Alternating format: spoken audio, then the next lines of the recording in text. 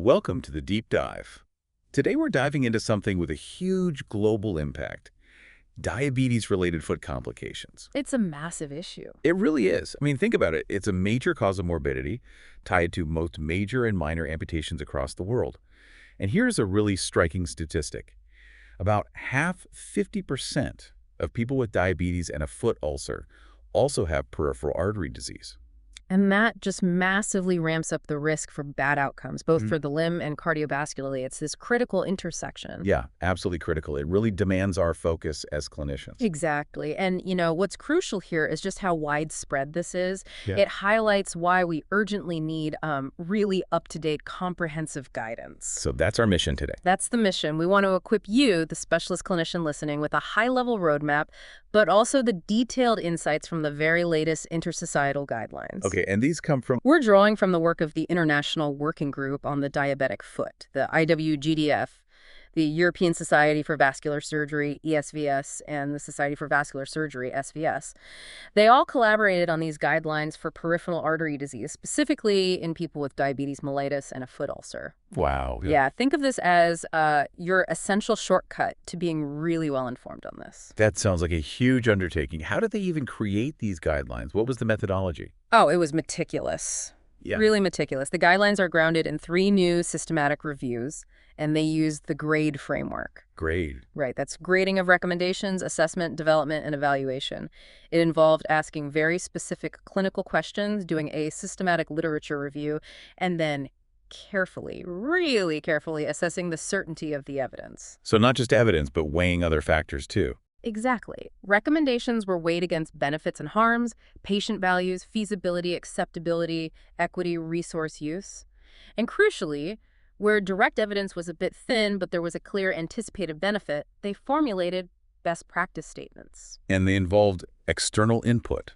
Yes, very importantly. External experts and patient representatives from different countries weighed in. That's absolutely vital for making sure these things actually work in the real world. That level of rigor is, well, it's really impressive. Before we jump into the details, though, let's pin down some key terms. How exactly do these guidelines define chronic limb-threatening ischemia and peripheral artery disease? Good idea. Okay, so chronic limb-threatening ischemia, or CLTI, they define as a clinical syndrome. It combines peripheral artery disease with either rest pain, gangrene, or a foot ulcer that's been there for at least 2 weeks. Importantly, it excludes other causes like venous issues, emboli, non-atherosclerotic disease, or trauma. Got it. And peripheral artery disease, PAD. PAD refers specifically to obstructive atherosclerotic vascular disease. It affects arteries from the aorta down to the foot, causing disturbed circulation in one or more limbs.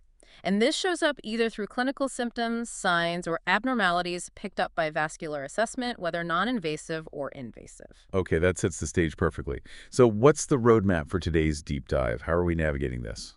Right. So we'll break it down. First, we'll tackle the nuances of diagnosis of PA in people with diabetes. It's trickier than you might think. Okay. Then we'll pivot to prognosis. How do we predict healing likelihood and amputation risk? Crucial questions. Very. After that, we'll explore the comprehensive treatment strategies. There are some really interesting, maybe even practice-changing recommendations in there. Looking forward to that. And finally, we'll touch on critical future research priorities where the gaps still are. So let's start with diagnosis. #tag diagnosis. Okay, kicking off with diagnosis, I think the big takeaway here right off the bat is that finding PAD in patients with diabetes is it's more complex, often silent. Exactly. It demands a much higher index of suspicion and definitely a multimodal approach. You can't rely on just one thing. So what makes it such a unique challenge in this population? Well, a couple of big things. First, the classical symptoms, intermittent claudication, rest pain, they're often just not there. Why is that? Mostly because of coexisting peripheral neuropathy.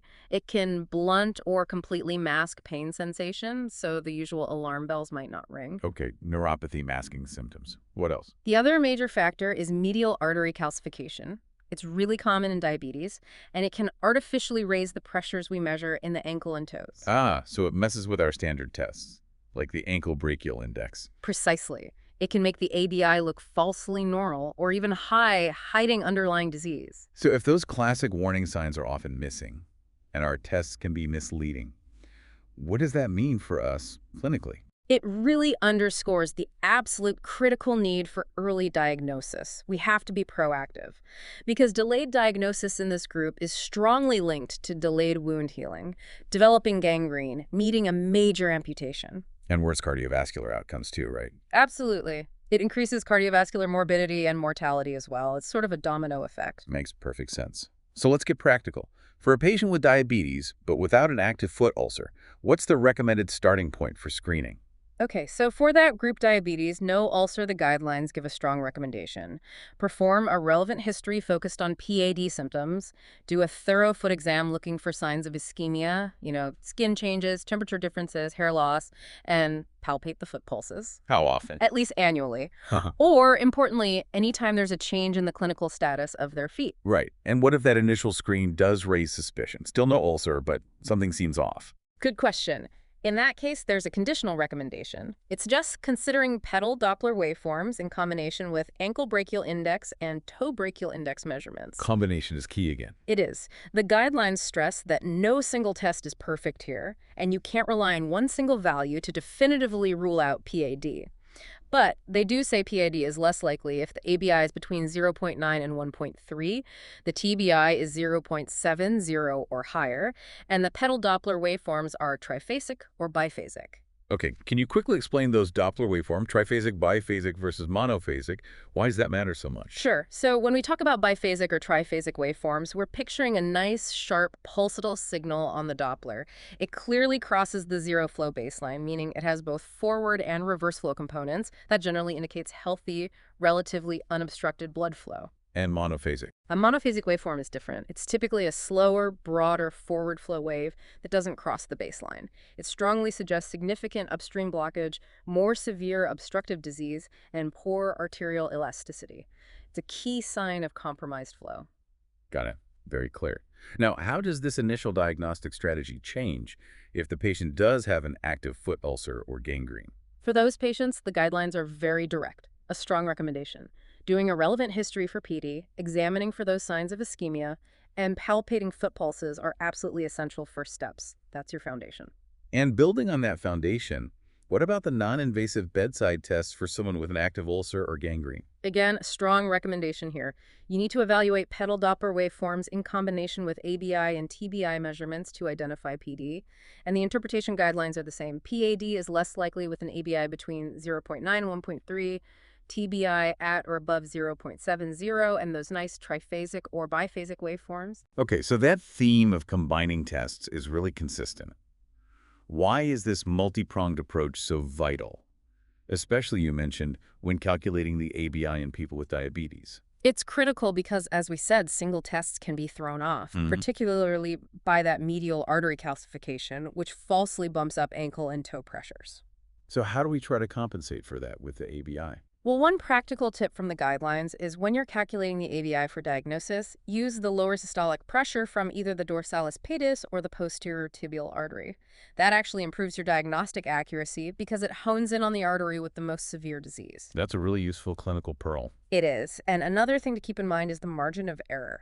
ABI and TBI are reliable generally, but they do have wide error margins. You really need to see a change of at least 0.15 in the ABI to consider it a true change, not just measurement variability. Right, so small fluctuations might just be noise. Exactly, which emphasizes the need for really standardized procedures and making sure the people doing these tests are properly trained. Consistency is key. Absolutely.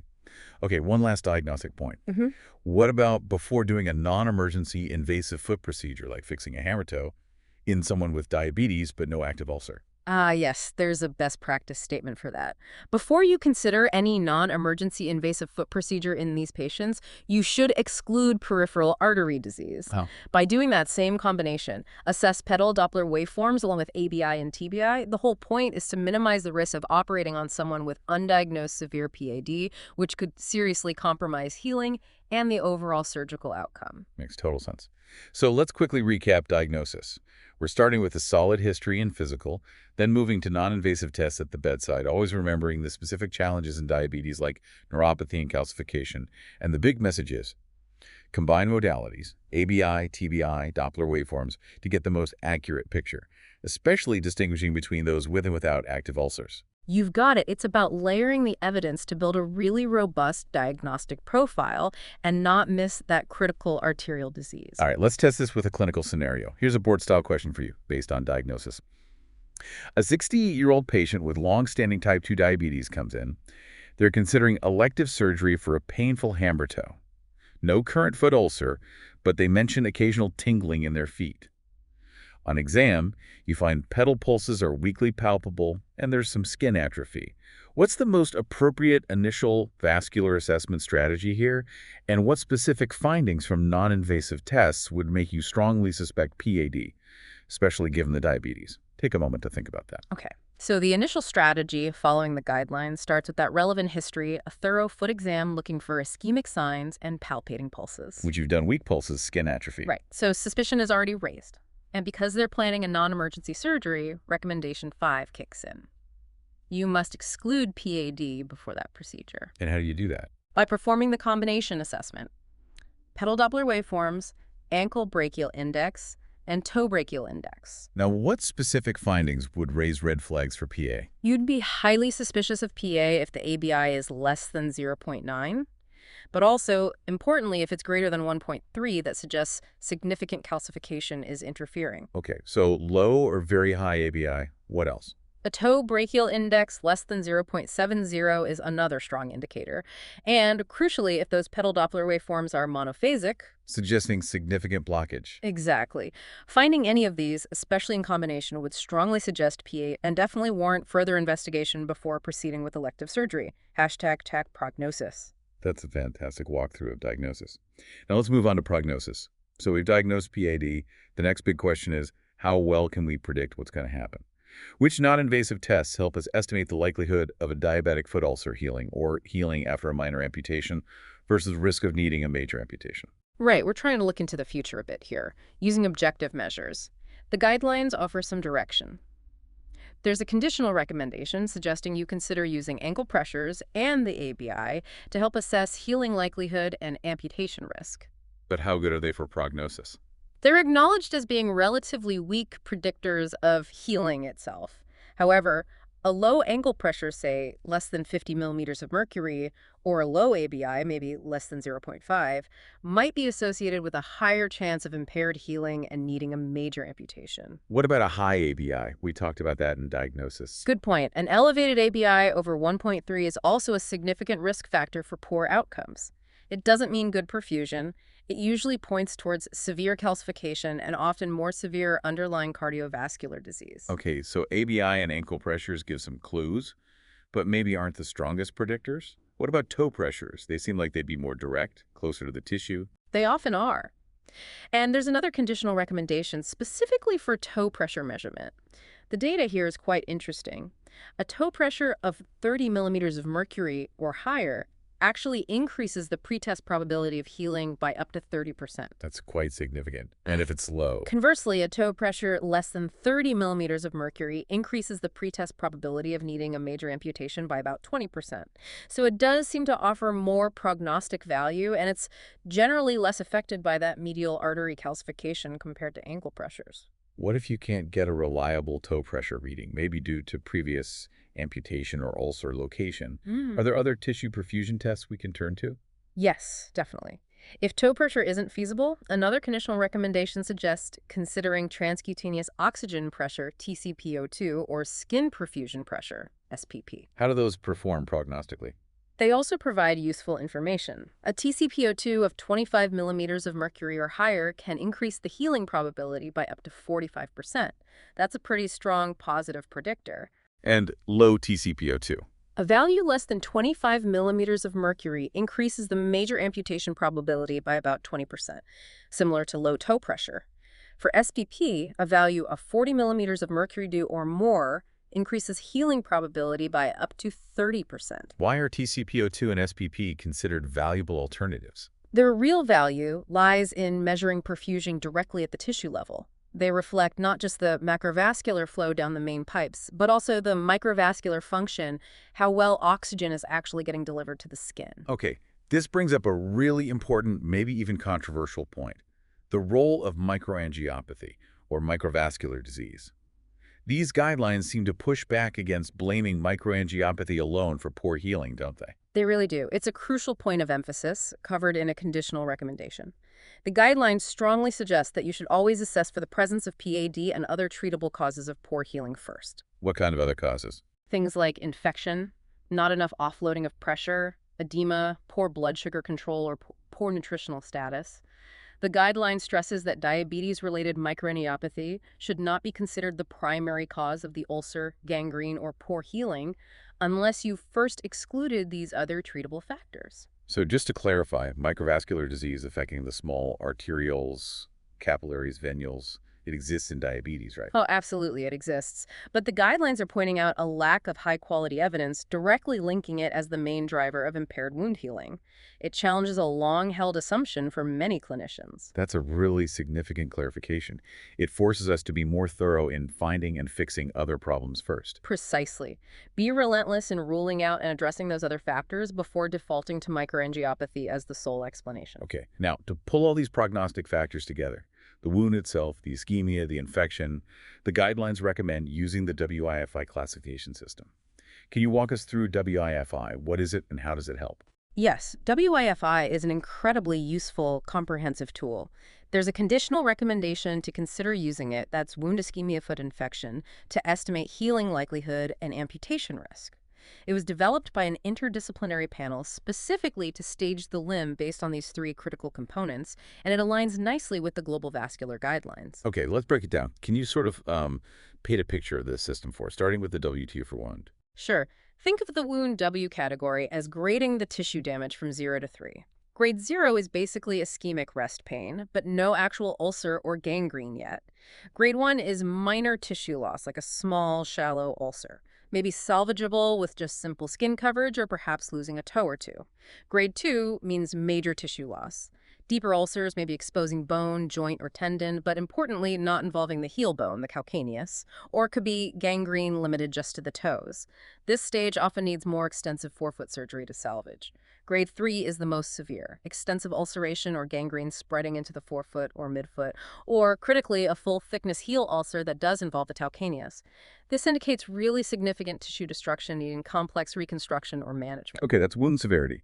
Now the IA for ischemia. Right. Ischemia also goes from grade 0 to 3, and it directly correlates with those objective perfusion measurements we just discussed. Grade 0 means normal perfusion. ABI 0.8 or higher, ankle pressure over 100, toe pressure or TCPO2 60 or higher. Things look good. Grade 3, at the other extreme, is severe ischemia. ABI less than 0.4, ankle pressure below 50, or toe pressure or TCPO2 less than 30 millimeters of mercury. Really poor flow. Grade 3, at the other extreme, is severe ischemia. Grades 1 and 2 fill the space in between, representing moderate and then more severe ischemia, each with specific pressure thresholds defined in the system. Makes sense. And finally, the FI for foot infection. Yes, foot infection, FI, again, graded 0 to 3. This aligns well with the IDSA and IWGDF infection classifications many clinicians are familiar with. Grade 0, no infection. The wound is clean, no pus, no signs of infection. Grade 1 is mild infection. Local signs like redness less than 2 centimeters around the wound, maybe some pain, warmth, swelling, or purulent discharge, but only locally. Grade 2 is moderate infection. The infection is still local, the patient is systemically stable, but the redness is larger, maybe more than 2 centimeters, or it involves deeper structures, think abscess, osteomyelitis, septic arthritis, fasciitis. Grade 3 is severe infection. Now, the infection has systemic effects. The patient shows signs of systemic toxicity, like SIRS, systemic inflammatory response syndrome, or sepsis. This is an emergency. Wow. So you grade each component, wound, ischemia, infection. How does that translate into an overall risk assessment? You essentially combine these three grades using a matrix provided with the WIFI system. This matrix then predicts the 1-year risk of major amputation. It categorizes patients into risk classes from very low risk, which is clinical stage 1, all the way up to high risk, clinical stage 4. And does it guide treatment too? Yes, very importantly. The WIFI stage also gives a strong prediction of the likelihood that the patient will actually benefit from revascularization.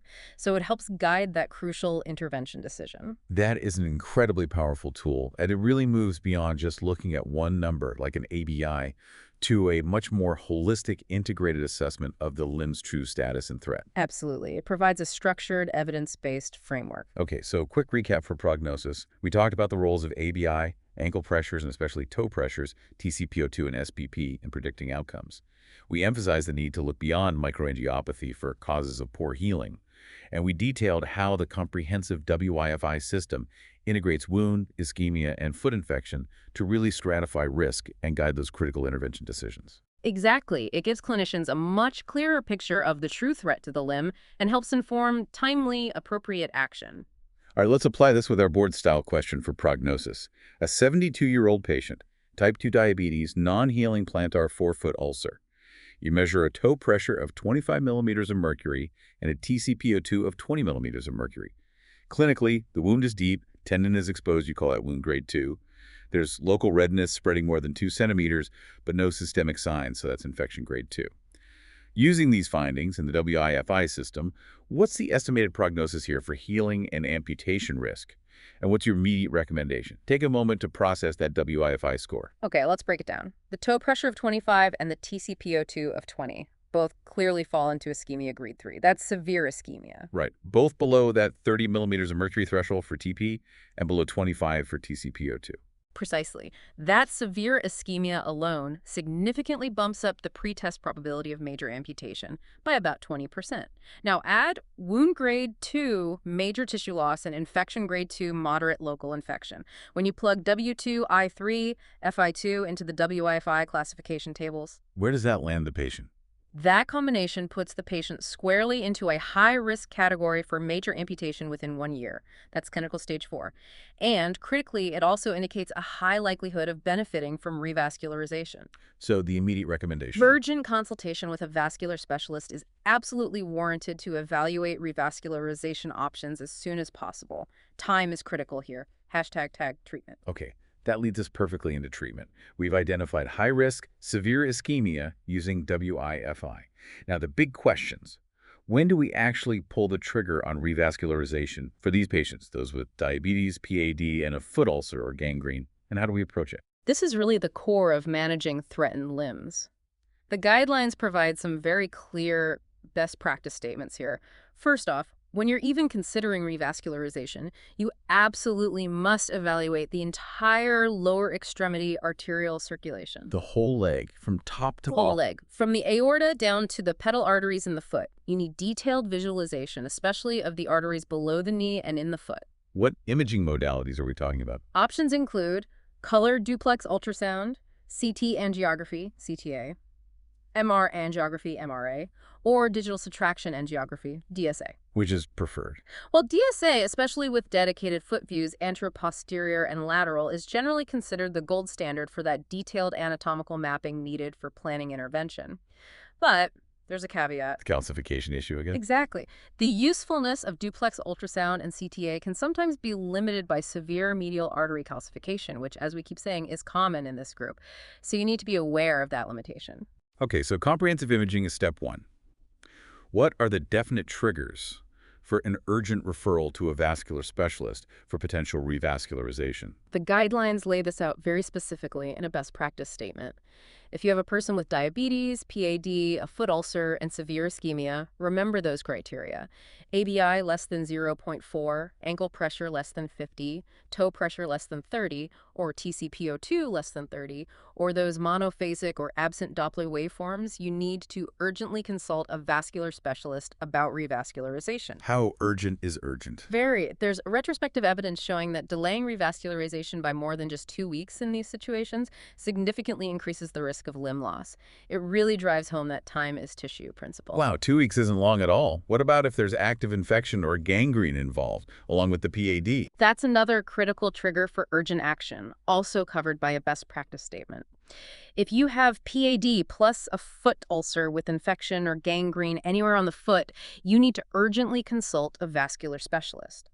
But here, the discussion is about coordinating the timing of 2 things: a drainage procedure for the infection and the revascularization procedure. How does that usually play out? The principle is often deal with the pus first. Immediate surgery might be needed for an abscess or deep infection, along with starting broad-spectrum antibiotics. That's paramount to control sepsis.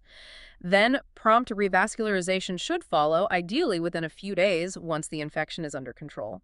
You need that restored blood flow to help fight the infection and heal the tissues. Right, you need both parts working together. Now, what about a less acute situation? Say a diabetic foot ulcer just isn't getting better, despite good standard care infection control, glucose management, offloading, wound care. That's a really practical scenario, and there's a best practice statement for it too. If that ulcer deteriorates, or it just fails to show significant improvement, the guideline suggests using a benchmark like less than 50% reduction in wound area within 4 weeks despite all that appropriate care, then you need to pause.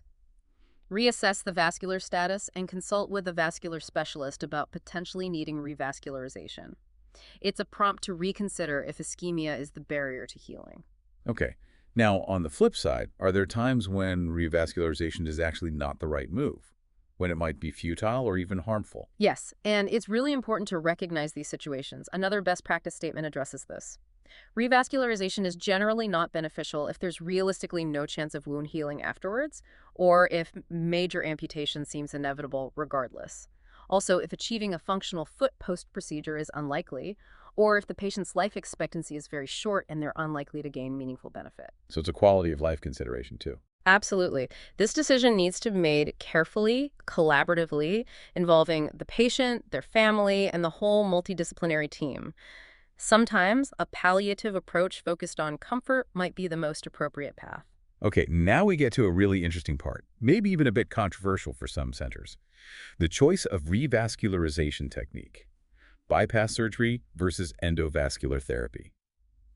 There's a conditional recommendation here with moderate certainty evidence. What does it say? This is indeed a significant point, largely driven by the results of the BEST CLI trial. The recommendation states, in a person with diabetes, PAD, and a foot ulcer or gangrene who has an adequate single-segment saphenous vein available for use as a conduit and who needs infrainguinal revascularization and is suitable for either approach, you should consider bypass surgery in preference to endovascular therapy. Bypass preferred over endo if the vein is good. That's what the evidence from BEST CLI suggests, yes. This might require a shift in thinking for centers that have adopted an endovascular-first strategy as their default. What if a suitable saphenous vein isn't available? That's the key caveat. The guidelines acknowledge that in BEST CLI, when a suitable vein wasn't available, the outcomes for endovascular therapy and bypass using alternative conduits were actually similar. So the preference for bypass really hinges on having that good quality saphenous vein. It seems so, based on the current BEST evidence. And it strongly implies that centers treating these complex patients really should have expertise and capabilities in both open surgical bypass and advanced endovascular techniques to offer the best option for each individual patient. That makes sense. Now, what about the concept of targeting the revascularization to the specific area of the wound angiosome-targeted intervention? There's a conditional recommendation, but with very low certainty evidence. That's right. The recommendation suggests that when you're doing an endovascular procedure for a diabetic foot ulcer or gangrene, you should consider targeting the specific artery that supplies the anatomical region, the angiosome, where the ulcer is located, but only when that's possible or practical. We touched on angiosomes and prognosis. Can you just quickly remind us what they are? Sure. Think of the foot and ankle as being mapped into about 6 distinct 3D zones of tissue and skin. These are the angiosomes. Each zone gets its main blood supply from a specific source artery, the posterior tibial, the peroneal, or the anterior tibial.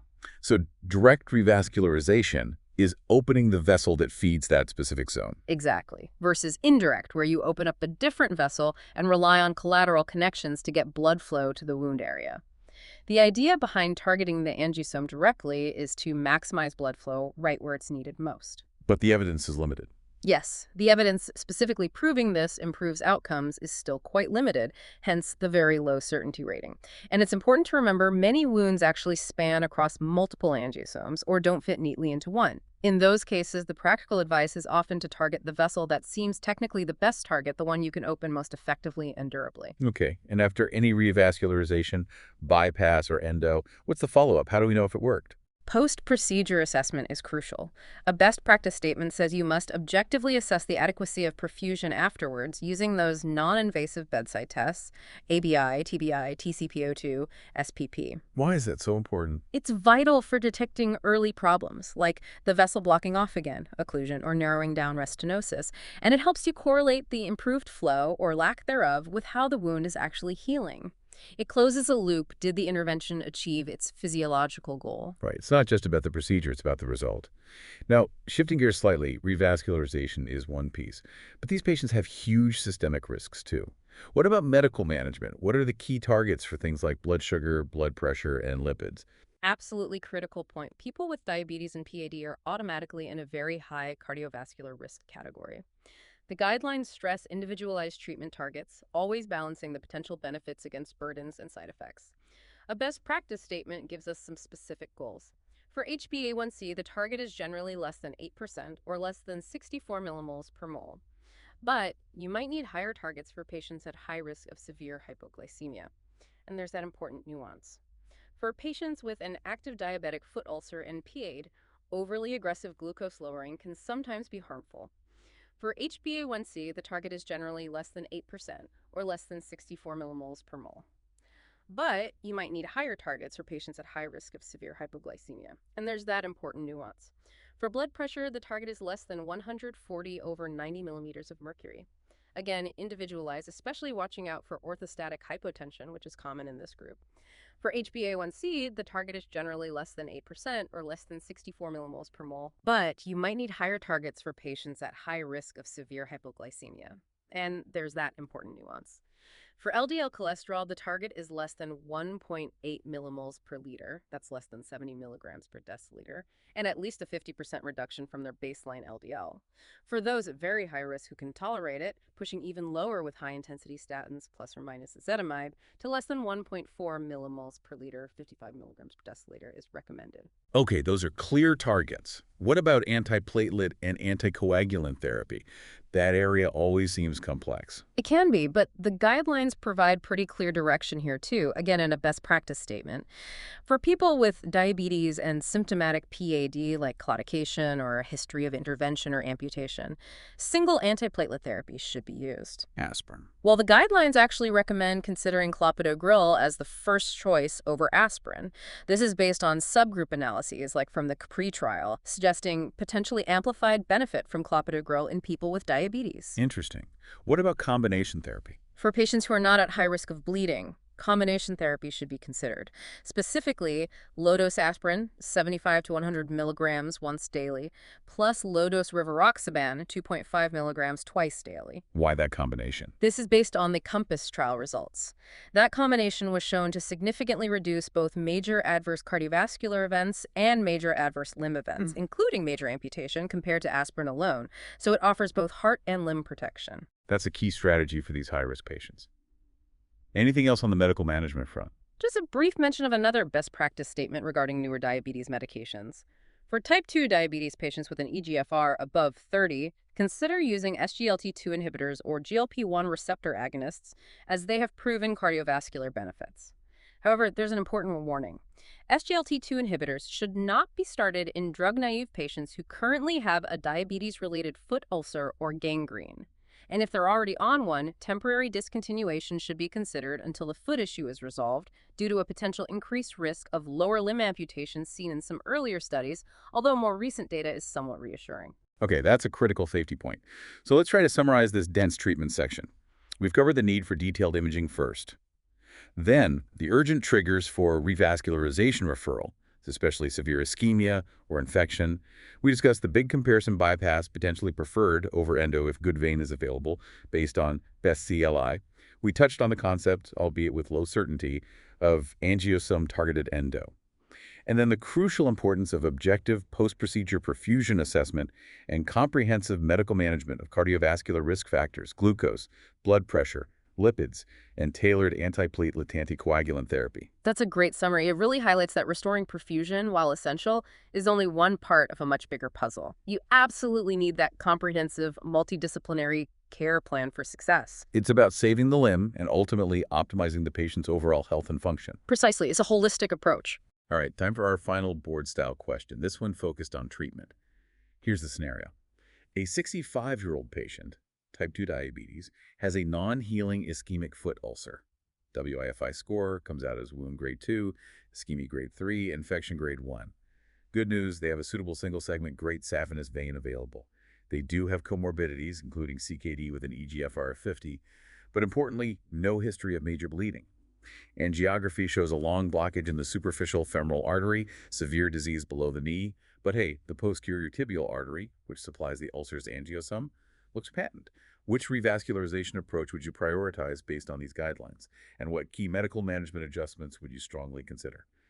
Take a moment to think through the revascularization choice and the meds. Okay, let's tackle this. First, revascularization. The patient has severe ischemia, ischemia grade 3, needs infrainguinal revascularization, and crucially has a suitable great saphenous vein. So based on recommendation 17. Right. Based on that conditional recommendation leaning on best CLI, you would consider bypass surgery in preference to endovascular therapy. Even though an angiosome-targeted endovascular approach to that patent posterior tibial is technically possible, the guideline preference, given the good vein, leans towards bypass. Of course, patient factors and shared decision-making are key, but the guideline preference is clear. Okay, bypass likely preferred. Now, medical management. All right, several key points here. HbA1c. Target less than 8%, being mindful of their CKD and avoiding hypoglycemia. Blood pressure. Target less than 140/90. LDL cholesterol. Given very high risk, target less than 1.8 millimoles per liter and strongly consider aiming for less than 1.4 with high-intensity statin, if tolerated. Antiplatelet anticoagulant. Clopidogrel would be the preferred single antiplatelet agent over aspirin.